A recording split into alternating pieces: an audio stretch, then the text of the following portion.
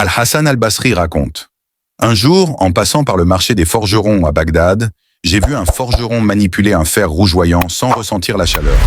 Il le frappait avec un marteau, puis le retirait comme il le voulait.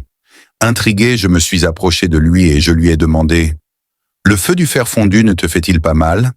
Il m'a répondu: « Non, et je vais t'expliquer pourquoi. » Un jour, une belle femme est venue me voir.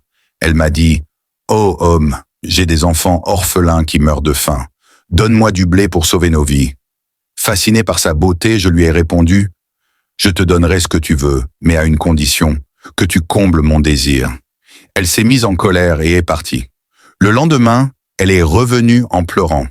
Je lui ai répété ma demande, et elle m'a dit que ses enfants allaient mourir de faim.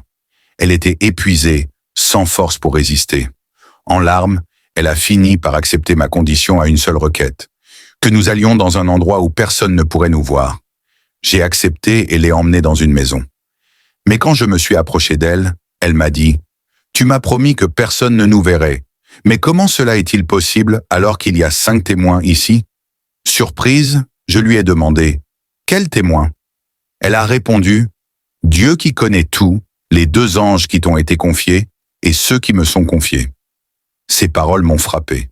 Cette femme, malgré sa faim et sa détresse, craignait Dieu. Moi qui étais comblé de bienfaits, je n'avais pas cette crainte.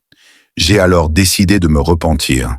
Je lui ai donné ce qu'elle voulait sans rien attendre en retour.